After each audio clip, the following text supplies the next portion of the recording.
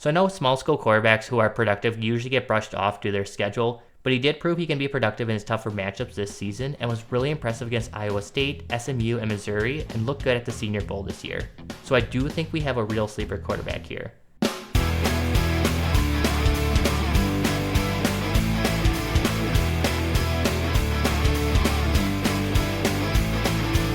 Hey y'all! For this week's video, we'll be doing an in-depth analysis of Memphis quarterback Seth Henigan. If you're new to these, my evals use a lot of different grading methods, which if you want more details on these, you can check out my eval on Cam Ward, which should be accessible with the link that should be on the screen now, as I have more details in that. Also, if you want to check out my grades and evals of quarterbacks from last year for reference, you can check them out with the link in the description. For any new viewers, I have evals and full scouting reports out for Cam Ward, Shadur Sanders, Jackson Dart, Quinn Ewers, Jalen Milroe, Will Howard, Kyle McCord, Dylan Gabriel, and Riley Leonard, which you can check out on my channel. Also, I know I've been covering a lot of quarterbacks lately, but I will be covering the other positions leading up to the NFL draft in these final 2 months. It's just quarterbacks are the most time intensive, so I want to get a head start on them before I ran out of time before the draft. So if you don't want to miss any other position evals, be sure to subscribe. Now let's take a look at Henigan. Also, before we get started, as I mentioned in my previous videos, I'm a contributor for DLF or DynastyLeagueFootball.com, and while this of course won't affect my channel or content here, if you haven't used DLF or want to try to use their premium service, new users can use my discount code BACKSEAT99 in all caps to sign up for DLF Premium for just 99 cents for the first month. That will give you access to all the articles, rankings, tools, and more. Now, I've also mentioned this before, but I always want to make sure I do repeat this just to make it clear. That makes DLF Premium 99 cents for the first month. If you don't like it, you can cancel it within that first month and not be charged more than 99 cents. But if you do forget to cancel it after the first month, or you just want to continue having it and using it, it'll be $12.99 every month after the first month. Starting with a look at Henigan's basic stats from 2024, Henigan was unsurprisingly impressive from a quarterback who has thrown a touchdown pass in 49 of his 50 college games. Which, side note if you aren't aware, that is extremely impressive, and he has statistically been so impressive throughout his career that he is 5 games away from the FBS record for most consecutive games with a passing touchdown. But tangent aside, his statistics did take a bit of a step back this year compared to last year with a completion percentage of 64.8%, his passing yards dropping a bit to 3,502 yards, and less touchdowns this year with 25 passing touchdowns. The good thing is that his interceptions also decreased, throwing just 6 for this season. His rushing probably makes it clear that he isn't much of a rushing quarterback with just 190 yards and a touchdown and 80 carries. Now that's not to say he's a complete stone statue and unable to pick up some yards as we can see in the West Virginia game, but it's not going to be likely a reliable trade of his in the NFL. What I hope is a reliable trade of his is his ability to hold onto the ball like last season when he only had 2 fumbles for the year. For the charge games, to be honest, I was at the mercy of what games I could get my hands on. Thankfully, I did get my first few choices with West Virginia, Tulane, and Florida State. I did want to go with either his game against Navy or USF for the 4th charge game, but unfortunately I couldn't get my hands on the full game films for those games. But thankfully I was able to at least get his North Texas game to at least keep his sample to 4, even though it's not the greatest competition. But for most of the games he was really great from an accuracy and production standpoint. He had at least 65% completion percentage in nearly every game other than his North Texas game of all games. So at the very least that game didn't unfairly bump up his grades. Also, to speak to the earlier statistics of passing touchdowns in nearly every game, he did that in all the charted games and only had a single interception and fumble in all those games combined. Though I mentioned he can get some yards on the ground as we saw in the West Virginia game, we didn't see it happen that much against Tulane, North Texas, or Florida State. So I know small school quarterbacks who are productive usually get brushed off due to their schedule, but he did prove he can be productive in his tougher matchups this season and was really impressive against Iowa State, SMU, and Missouri and looked good at the Senior Bowl this year. So I do think we have a real sleeper quarterback here. But before getting ahead of ourselves, let's get to some of his grades. Starting with his footwork, there are a number of things that do stand out, including his clean drop back that has a consistent rhythm. He also does a good job at syncing the timing with his upper and lower body. On the move, he also does a good job getting his chest square and toes aligned to deliver a clean throw to his target. That being said, despite all the good he does do with his footwork, sometimes it all goes to waste with the way he compromises his base. He has a bad tendency to fade back in the pocket, and especially against pressure, similar to Carson Beck. Like Beck, he also has a bad habit of doing this even in a clean pocket, leading to a number of back foot throws that he just doesn't have the arm to overcome. The times when he does force himself off platform to make a throw in a clean pocket were incredibly frustrating, and just having concerns that this is going to only get worse in the NFL. He also even got happy feet sometimes in the pocket when his initial read was taken away, making things even more likely to throw his base off. That fluctuating base and tendency to fade were a major reason why he had a high number of way off throws despite being such an accurate passer. So with me still being a little bit nervous about some of his fundamentals and steadiness in his footwork, but still having a good foundation, Henigan earned a B- for his footwork. For his pocket presence, he does a really nice job making subtle movements to reestablish the pocket while keeping his eyes downfield. If pressure is getting too close, he knows where his checkdown is or is willing to make a throwaway to minimize a loss. And then when all else fails, as I mentioned before, he can pick up a few yards on the ground if needed. Also, he has a really good eye for passing windows, which is desperately needed as he'll likely be a pocket passer in the NFL. But to circle back to that earlier point about him fading in the pocket and against pressure, that does show when the pressure is rattling him and causes a lot of his issues. Now, to his credit, he did do a better job handling pressure as the season went on, and especially against West Virginia in the team's bowl game, as we'll see later on in his charting. But it still just really makes me nervous trusting him at the next level. I'm just afraid of where he's already at the point where he's seeing ghosts despite getting a really solid protection in Memphis. So my biggest fear is that he'll go to a team with a poor offensive line, and this issue will only get worse. Sometimes when he does try to stay in the pocket, he can also miss read blocks and take unnecessary sacks. There just also weren't enough times when he would step up in the pocket accordingly, which also led to some missed opportunities. I think part of the issue is that he fluctuates between being too conservative and too aggressive as a passer, and when he's in the more conservative state, he tends to hold on to the ball longer and gives the pass rush more of a chance. Also, when he's in that conservative state, he also seems a bit too content in taking throwaways or targeting his check down before it's necessary. So while I was initially impressed with his pocket presence, the fading, struggles against pressure, and being a bit too eager to take a throwaway or check down ended up dropping his pocket presence grade to a B-, which is still solid, but not as high as others may have it. Moving on to his arm strength and release, his arm strength is adequate and is good enough for the NFL, but nothing that I would consider overly impressive. His release, though, is really impressive. He has a very compact release motion with minimal dip and overextension. He also has a really good feel for release points, which shows with great touch that he can put on balls to be able to drop them into buckets. Also, he didn't resort to them often, but he is capable of making some throws at diverse arm angles to get them around incoming pressure. Those arm angles and quick release were part of the reason why he was so great against blitzes, as we'll see in his charting later. One of the few negatives for me is that while his release is compact and has solid speed, it isn't rapid fast like you'd expect with a motion that efficient. That lack of great speed is due to his lack of great arm strength, and that limited arm strength may also limit his ceiling as it can lead to deep balls dying before they reach their target. Also, his velocity is sometimes lacking, which makes me worried if he can fit throws into tight windows as consistently in the NFL. Him taking too many back throws also compounds that issue as well. It's hard enough to put enough speed on those balls to get them to his target accurately and quickly, and then if you don't have a strong arm to be able to drive the ball, you're playing a risky game lofting it to your target. So due to his limitations in his arm strength, Henigan earned just a C+ for his arm strength. For his release though, Henigan earned easily his best grade so far with a B+. Moving to his playmaking, ball security, and top start potential, this is where Henigan may lose some fans. Starting with the positives, Henigan is a very accurate passer as we'll see in his charting results. He's accurate nearly every level of the field and is the third most accurate passer in the class per my charting. He also throws with great anticipation and makes him a deadly combo when he has time to execute the play. While doing my charting, I also grew a greater appreciation for the thought that goes into his ball placement. He showed not only a good understanding where to place the ball to protect his pass catcher, but also where to put it to be able to make them open and be able to help them get extra yards after the catch. There's clear intent in the placement for most of his throws, which is really fun to watch and really stands out in a class with quarterbacks who are usually just hoping to get the ball on the body of their pass catcher. His awareness also stands out in his processing.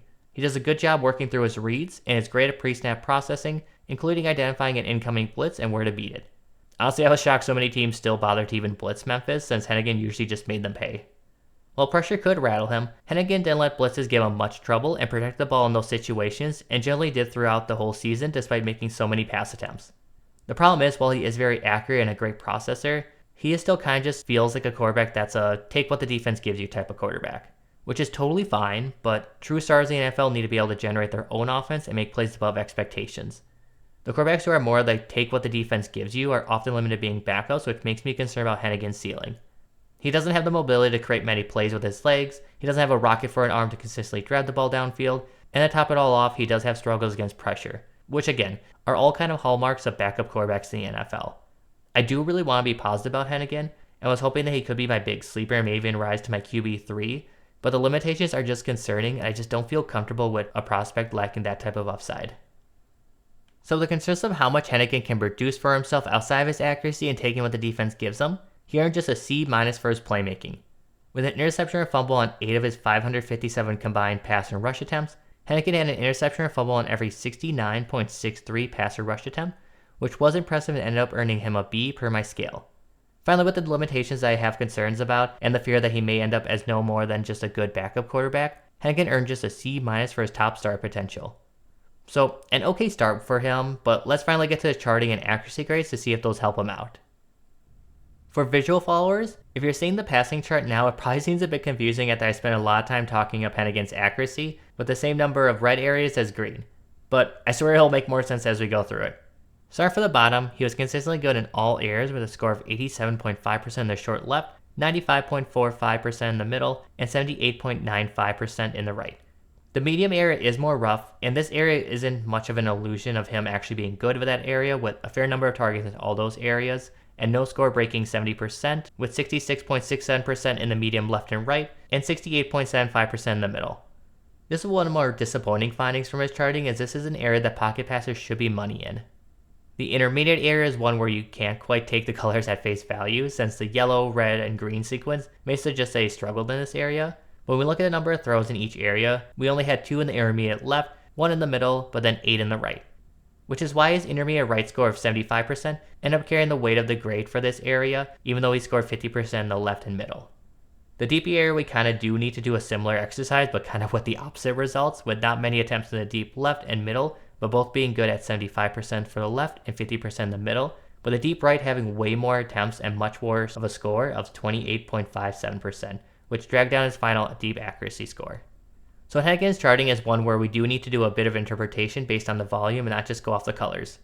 Speaking of volume, a tendency that shows in his charting that does concern me is his tendency to favor the right side of the field. A lot of right-handed quarterbacks will often favor the right side a bit more, but of the quarterbacks charted this year, all quarterbacks had at worst 50% more attempts on the right side compared to the left. Henigan, on the other hand, had double or 100% more attempts on the right side of the field compared to his left. Now, I don't think this is a processing issue since, as I mentioned, you can diagnose a defense can work through his progressions. Plus, he proved at Senior Bowl that he can operate outside the Memphis offense. But I just think this kind of shows his limited arm strength and him having the awareness of where he will likely have the most success. I think it's good he can recognize that, but that again just kind of makes me worried about his upside and possibility of becoming an NFL starter. Henigan's off-platform passing also doesn't make me exactly feel much better about his arm strength. We have a chart with all throws either being in the right or the middle, and then just having the short left. Now, a good number of these zones were good, with 81.82% in the short left, 85.71% in the short right, and 100% in the intermediate right. But the short and medium middle were at just 50%, and the medium right wasn't much better at 62.5%. Now, his final throw on the run grade did end up being good due to the vast majority of these throws occurring in the short left or right, but these results kind of just paint a picture of a quarterback with middling arm that isn't able to drive it to the opposite side of the field or deep down the field while on the move. Just like his on-platform passing numbers, it seems he is aware of those limitations, which is good to see him playing within those limits, but having those limits will also be concerning for any NFL team hoping he can be more than a backup. So I talked a little bit about his West Virginia game and how he improved against pressure throughout the season, and particularly in this game, so let's take a closer look at it. Starting with a look at his passing chart, I know there's a couple red areas and a yellow area, but this is really pretty. Henigan did a great job attacking the whole field. He had scores of at least 75% in 7 of the 10 targeted areas, and 100% in 4 of his areas. For the few bad areas, these 3 areas all had just a single throw to each. So while it's not ideal for him to have those missed marks in those areas, this chart basically suggests that he only had 3 bad throws from the pocket the whole game, which is incredibly impressive. What was also really impressive, and part of the reason why I do like to chart games in chronological order, is his progression against pressure. As I mentioned, he really struggled against pressure for most of the season, but was great against West Virginia's pressure with a success rate of 68.75%. That easily blew his other games out of the water and helped salvage his pressure and blitz grade. He just did such a better job staying calm against pressure, and did a better job using his legs to go out on scrambles if he didn't like how the play was going. Now this late season success kind of makes it like the Jackson Dart dilemma. Dart really struggled against pressure all year, but was fantastic against it against Florida at the end of the season, and the hope is that him and Henigan had these flashes at the end of the season as a sign of progression. Now at the Senior Bowl, Dart still seemed to have those struggles in the Senior Bowl game, but Henigan looked a lot more comfortable against pressure, including keeping his composure to deliver a game-winning touchdown. So hopefully he can keep this up, because those improvements against pressure and the accuracy that he showed here could really translate to a player who could blow his projections out of the water. To finish up the charting with his accuracy off-platform against West Virginia, it was really solid as well, with all areas targeted having a score of at least 75%. So with his on-platform and off-platform accuracy both being fantastic this game, he only had 9 points that contributed to not being on the money. which this isn't a perfect translation, but that equals to about 4.5 throws, or basically 5 because what the hell is a half throw, that weren't on the money. For anyone who hasn't seen charting or these types of charts before, that is incredibly impressive, and it can't be understated how great Henigan was this game. So again, if we get this version of Henigan going forward, I'd be very excited if I was an NFL team and had a chance to develop him. For supplemental data for his charting, this also adds a lot of good context to Henigan as a passer. His accuracy showed with him finishing in at least 70 percentile on the left, middle, and right, with a 76.56% score on the left side of the field, 78% in the middle, and 72.22% on the right, which all added up to his total accuracy score being 74%, which, as I mentioned before, was good for third in the class per my charting. What wasn't ideal to see was a number of way off throws, as he had 14 points in the pocket and 1 out of the pocket. As I mentioned before, a lot of these issues stem from his tendency to fade away or throw from his back foot, even when there was a clean pocket. So while his accuracy is still very good, the times those mechanical issues caused him to be off can cause him to be very, very off. Also, he did take a few sacks, with half of his sample total coming against Tulane, which also was about a quarter of the total sacks he took all season. So while the number of sacks in this sample wasn't great, I'm not overly concerned as he typically does a good job avoiding sacks. Hill does a good job avoiding fumbles and pass deflections that I mentioned before, with just one of his 2 season fumbles in the samples games, and no pass deflected at the line of scrimmage in these games. Also for reference, he did have 1 pass interference call in the sample games as well. His willingness to take throwaways while minimizing interceptions also showed here, with 9 throwaways in the sample, and only a single interception and no dropped interceptions. I feel I often have to give a disclaimer that while a player had few interceptions, they often had a fair number of dropped interceptions, which does muddy things, but thankfully Henigan just does a good job protecting the ball. Another thing just for reference that Henigan had 4 drops in the sample games. Kinda like I mentioned before with his rushing, he's not a big time rusher but can pick up a few yards. The thing I will point out though is that, as I mentioned in the charting for his West Virginia game, he had 8 total rushes that game, so that makes up nearly half of these rushes that we see here. So while he can't get yards on the ground, it's not a regular part of his game, so I wouldn't expect him to lean into this more in the NFL. What I do expect to be a regular part of his game though is his success against blitz, as he had a success rate of 61.54%, which would have ranked at 3rd in last year's class, behind Bo Nix and Jordan Travis. So while the jury is still out on Jordan Travis, Bo Nix has shown how important it is having an understanding of reading a defense and beating blitzes, and is hopefully showing that Henigan can do the same in the NFL. What is less impressive and is a red flag, as I kept discussing before, is his success against pressure. Henigan had just a 50.6% success rate against pressure, which puts him under the 50th percentile. As I mentioned, his West Virginia game did help bring this up, or else it would have been just 46.27%, which would have been the 2nd worst compared to last year's class, just ahead of Devin Leary, who finished at 39.71%, so I'd hope basically anyone would finish ahead of that. But again, if he carries over that success from his West Virginia game, then fantastic. But if he doesn't in regards to how he looked the rest of the season, then I'm very, very concerned about him at the next level. So his charting numbers start to help his grades a lot, with an A- for his short throw accuracy, a B for his medium throw, which does sound pretty good but is kind of rough compared to his peers, which should be clear based off his passing chart, a B+ for his intermediate throw accuracy, which is very good compared to his peers, and then a less than ideal C for his deep throw accuracy, which kind of shows his limitations in his arm strength.